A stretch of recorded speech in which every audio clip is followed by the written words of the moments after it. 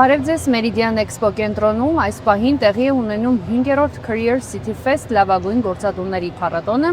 5 սերունդ 1 ռիթմ խորագրի ներքո եւ թերթեմի տաղավարում մենք այս պահին զրուցելու ենք ռեպլիկա խոսքի վարպետության եւ հաղորդակցության դպրոցի հիմնադիր Լիլիթ Թումանյանի հետ։ Բարև ձեզ։ Մենք հաճախ ենք լսում, որ լավ ղեկավար լինելու համար միայն գիտելիքը բավարար չէ, նաև պետք է կարողանալ այդ գիտելիքը փոխանցել, լսելի լինել։ Դուք կառավարման երկարամյա փորձ ունեք եւ նաև հաճախ եք խոսում ղեկավարների ճիշտ հաղորդակցվել կարողանալուց։ Այ օրինակ հետաքրքիր է ձեր դիտարկմամբ որոնք են այն 3 հիմնական սխալները, որ թույլ են տալիս ղեկավարները աշխատակիցների հետ հաղորդակցվելիս։ Ամենատարածված սխալը անտրամաբանական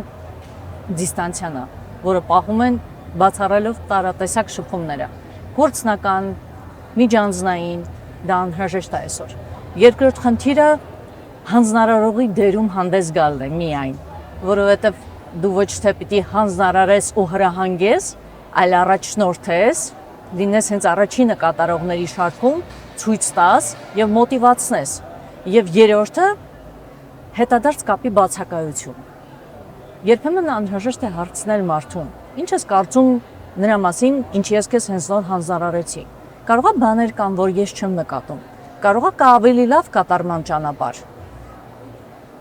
Մարդկանց հետ պետք է շփվել, ոչ միայն որպես ֆունկցիա անցալել։ Հետաքրքիր է թե ղեկավարների soft skill-երի մեջ ճիշտ ու գրագետ հաղորդակցվելը որ տոկոսն է կազմում, այսինքն որպեսզի հասկանանք թե որքանով կարևոր գործոն է այն։ Սա մի հմտություն է, որը գալիս է մեզ մոտ արևմուտքից, ինչպես միշտ նմանատիպ բաները գալիս են արևմուտքից, մեր թափանցում են Ռուսաստան, հետո աստիճանաբար տարածվում են հետսովետական տարածությունով։ Մեզ մոտ սկսել է աստիճանաբար գալ գիտակցությունը, թե առհասարակ դա ինչ է եւ ինչի համար է դա անհրաժեշտ։ Ամենապարզ եղանակը բացատրելու ինչի է դա անհրաժեշտ, դա ունենալ բացասական արդյունք։ Դա չունե, այդ հմտությունը չունենալու պատճառով։ Միշտ գալիս են մարդիկ սովորելու ինչ-որ նոր բան, երբ որ այդ նոր բան սովորելու բացակայությունը հանգեցնում է բացասական արդյունքի։ Մրցակցության մեջ են սկսում տեղի տալ, արդյունավետության մեջ են սկսում տեղի տալ, դա հանգեցնում է հետևյալ մտքերի։ Այն ինչ կա, որ ես չեմ անում, հատկապես ժամանակակից սերունդի հետ։ Չէ՞ որ ասում են, որ ժամանակակից generation-ները, Z-երը շատ բարդ են շփման համար եւ այլն։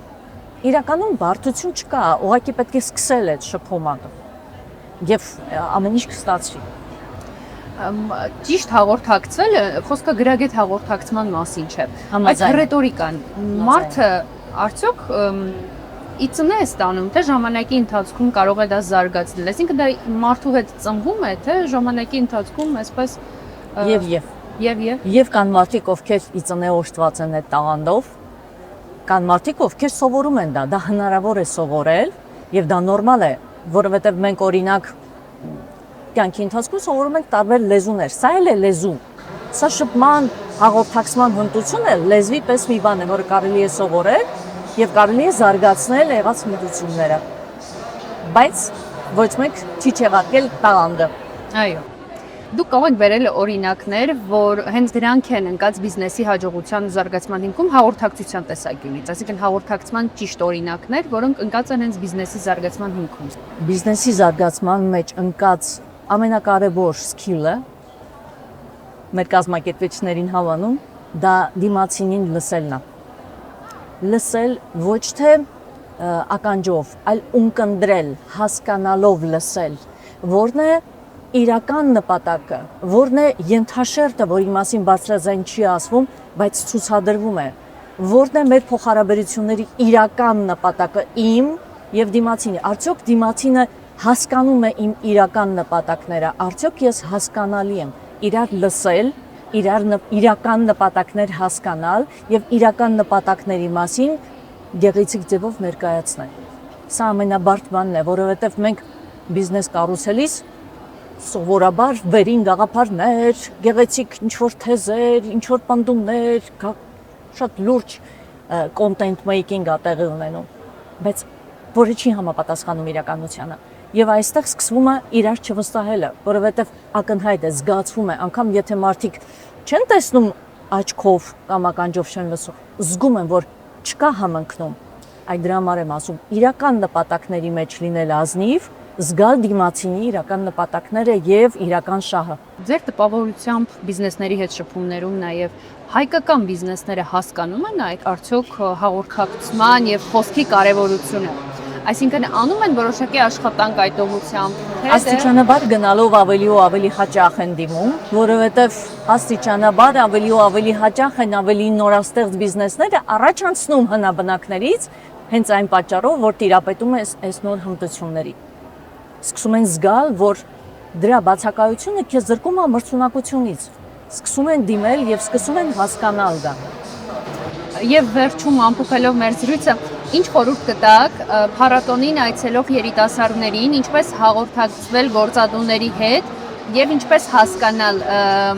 եթե գործատուն հաղորդակցում է X լեզվով քեզ հետ, ինչպես հասկանալ, որ նրա հետ